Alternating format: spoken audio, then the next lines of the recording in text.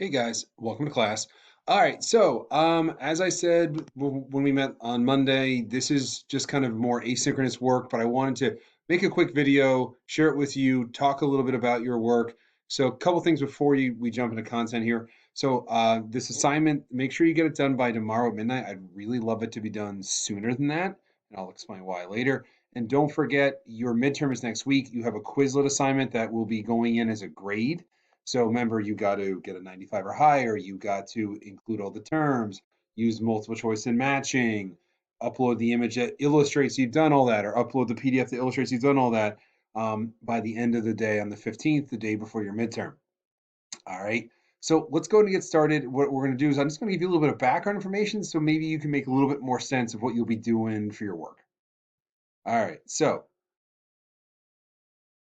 All right. So what we'll be talking about today, let me move my camera, there we go, is talking about something, the caste system or the Varnas, right? The caste system is this kind of like common expression that's used more often, but that's actually not really accurate, and we'll talk more about that in a second. So first of all, let's talk about where it comes from.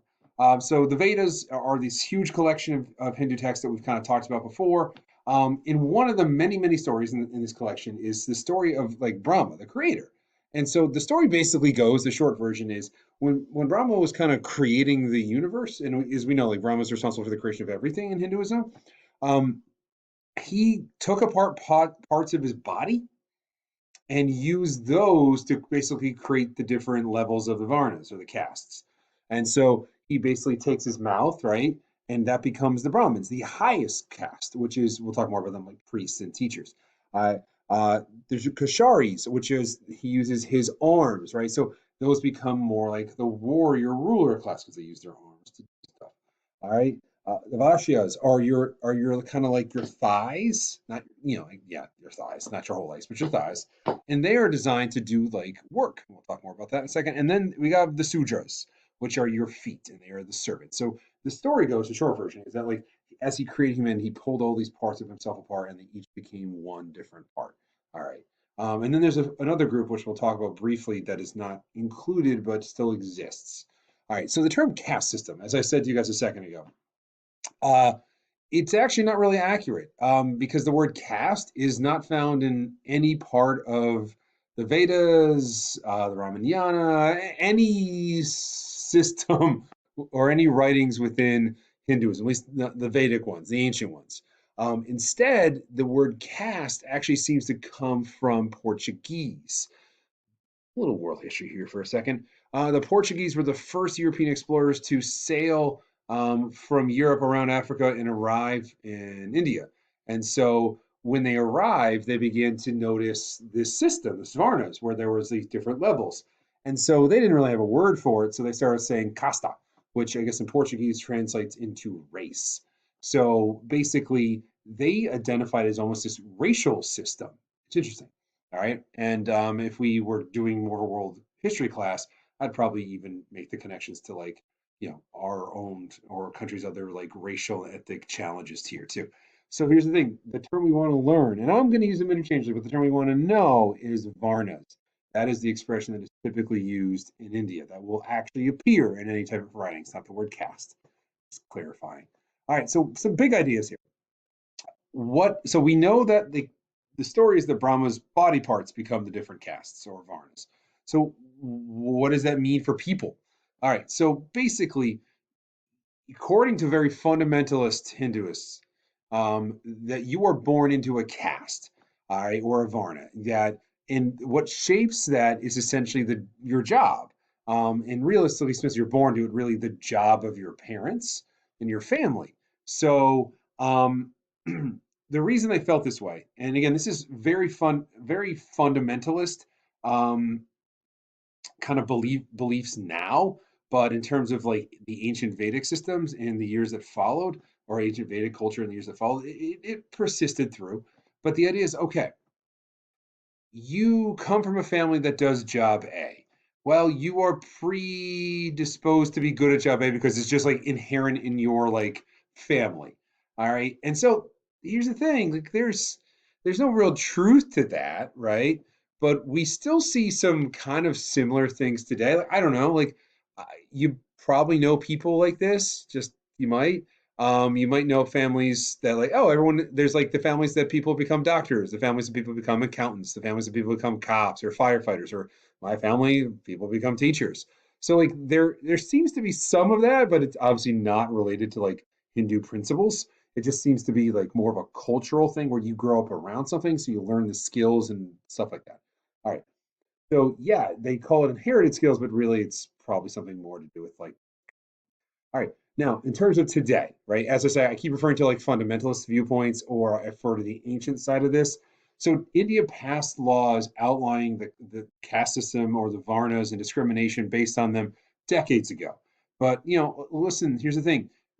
We also decades ago passed laws saying that you should end discrimination based on race, gender, ethnicity, religious background, and things of that nature. So yeah. So it doesn't it's not, from what what people tell you in modern India, it is not nearly the issue it was, but it doesn't mean that there isn't still discrimination going on today. And as you do your homework assignment or your work for me today, you'll find that like a lot of a lot of the readings kind of again play out this idea like some of this is just ingrained in the culture and maybe not as religiously driven anymore. All right, so let's talk a little bit about the different castes. All right, so the caste system, or again, I'm going to keep using the term because that's the expression we're most familiar with and is used widely.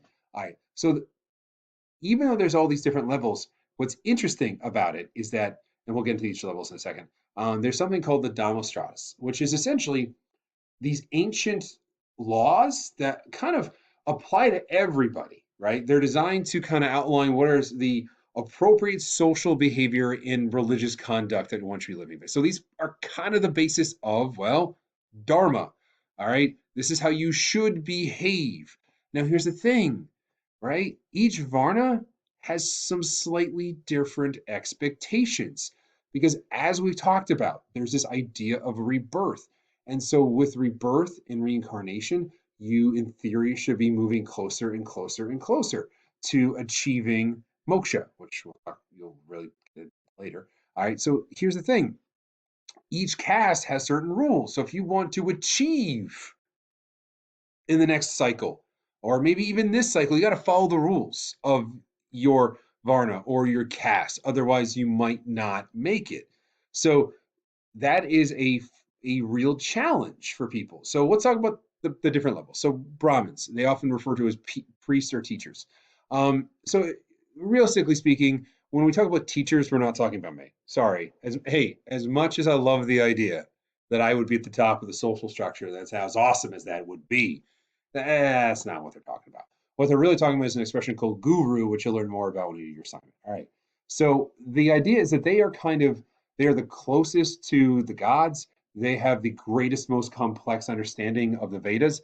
As I talked about at the beginning of the unit, the average person doesn't really read the Vedas. That is kind of fundamentally different than, certainly Western traditions where someone in Judaism is going to learn to read the Torah as part of like their maturation process, their the bar mitzvah or bar mitzvah. Certainly, the Bible is something that is widely encouraged for Christians to read, and the Quran has the same widespread, like in terms of being read by their followers. So that's a little bit different. So it's their job to kind of be the conduit of what the Vedas and other sacred texts that teach, right?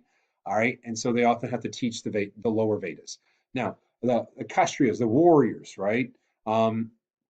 So what's fascinating to me is here we tend to think of like the leaders to be a little slightly higher level, but in Hinduism they believe that the educated, those who are religiously geared, are really the ones who should have the highest status. All right, so in theory, these were the warriors and the kings, and that was their job. So when you watch Ramayana, Rama would have been in this caste, even though he was a king. All right. And broadly speaking, in terms of like what their job is, if you weren't an actual king or ruler, it was kind of your job within the town to deal with maybe people who weren't following the rules. Again, like this is not as widely followed, but this is certainly you're at an upper caste and that has status and prestige, and people still care about that, regardless of whether or not the religious principles are the ones who are driving it, right? So we have priests slash gurus slash teachers, and we have the warriors and rulers. Let's keep going to the other groups. All right. So the Vashyas, these are, let me move my picture so you can see this up here, this chart over here. So These are merchants, which is interesting. When you think about what cultures value, obviously monetary wealth and success is important in most cultures, but it's interesting they are not maybe higher, right? That maybe why not have the warriors, then these guys, then maybe the Brahmins, right? It speaks to what is relevant to them in Vedic culture even today. So again, these are landowners. They tend to own businesses. They might own land. Many of them are farmers. All right. And here's the thing, they all play a really vital role. They're kind of like the glue that holds the society together. All right. Because the services they provide, the things that they do, allow for maybe others to do what they're supposed to do. Right? Think about it. If you're not producing food, you're not making clothing, then what does a Brahma have to eat or wear? And again, their status isn't based on wealth; it's based on knowledge. So they're not like wearing fancy clothes, and they'll be part of your reading as well. But the idea is that this is they're there to provide the research to the upper caste and make sure they can do their job properly. All right, then we have sudras. Those are the feet. So these are servants, peasants, laborers. So this is the bottom of the varnas or the caste system. Technically, there's a group below. We'll talk more about them in a second. So they're doing the hard labor, right? Again, their job is to maybe assist. There might be a Sudra who helps a Brahma. They might be Sudras who help the warrior class do their job. All right. Now, one of the things that's going to be in your readings and that's fascinating is, technically speaking, they are excluded from the educational process in a very traditional society if they follow those rules. So they're going to have to just do what they're told and learn if they progress in the next life, learn the real religious principles and values. And then we have what we call Diwalis or untouchables. These people are considered dirty and unkept. They're not even included in the caste system or the Vedas. They're that separate. So this is one of the things that people tend to talk about with the caste system in the Varnas as being one of the really unacceptable things. The reason they are considered untouchable is because they often did jobs that were violations of maybe sacred beliefs. For example, like as you notice that the handling of life and especially cows, are sacred. These guys would often deal with dead animals or the skinning of animals, and that's considered so dirty that they're unwashed. All right, so let's talk about your assignment. All right, so my picture over here. Ooh, okay, so here's the thing. You're going to be doing a couple different things. So first, there is a Google form that is posted for you on Canvas, and you'll use that plus the graphic organizer you got now. All right, and so basically, what you're going to be doing is you're going to be going through each stage of life and learning about it. So when you go through the first stage, like that childhood stage, right? You're going to learn about, all right, what is the responsibility of a child and the young adult slash student? And so use the graphic organizer to take notes, get information, and get prepared.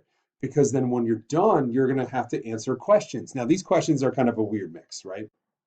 Some of them are kind of, and there's not a lot of questions. It's not like 1,000 questions, but like the questions are kind of designed to be, all right, do you understand what you're supposed to be doing? And so might be a couple factual like recall questions. And then I gave you like a hypothetical life scenario that you have to apply the knowledge from that phase of life and see what you think you would do. All right. And so with each phase of life, you'll answer the questions and you'll move on. And then what will happen is you'll reach the end and you will submit your form and I will tell you whether you reach moksha or not on Friday.